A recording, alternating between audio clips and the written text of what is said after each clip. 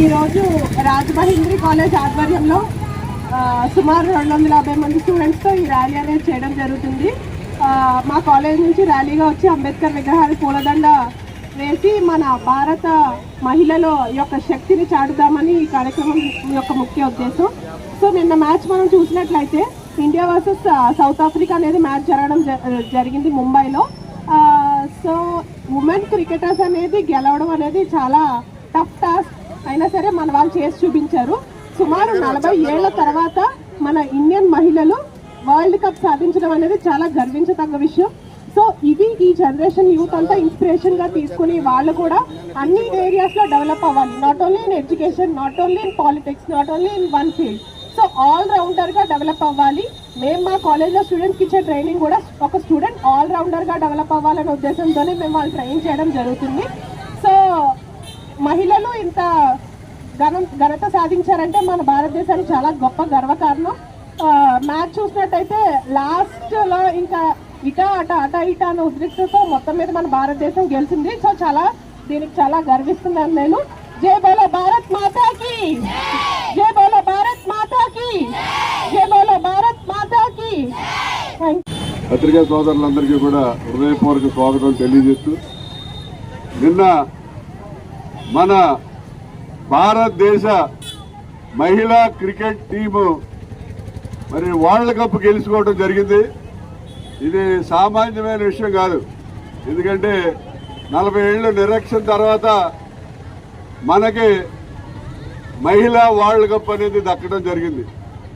ప్రపంచంలో ఉన్నటువంటి మహిళలందరూ కూడా భారతదేశ మహిళలను మెచ్చుకున్నారు.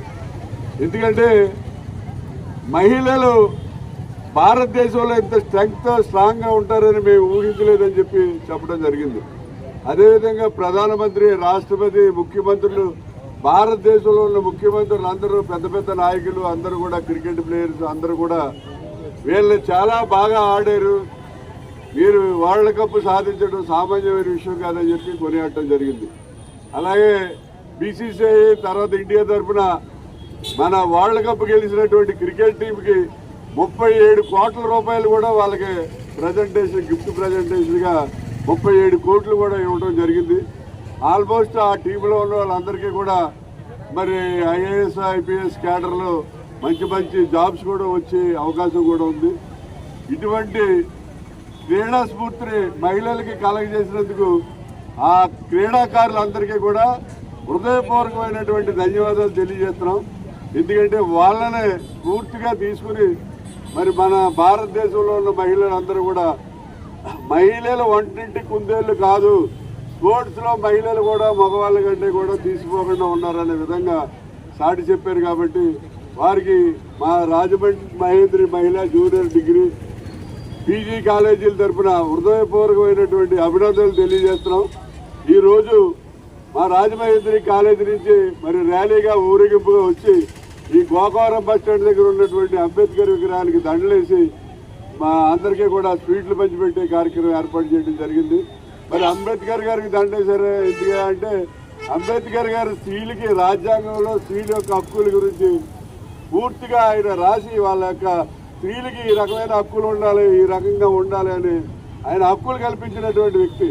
ఎందుకంటే మనకి స్వతంత్రానికి పూర్వం లేదా స్వతంత్రం వచ్చిన కొత్తలో కూడా మహిళలు అంటే ఇంట్లో వంట చేయాలి, మొగుడు వండి పెట్టాలి, పిల్లలు వండి పెట్టాలి, వాళ్ళకి క్యారేజీలు పెట్టాలని, కానీ మహిళల్ని రాణించే పరిస్థితి లేదు.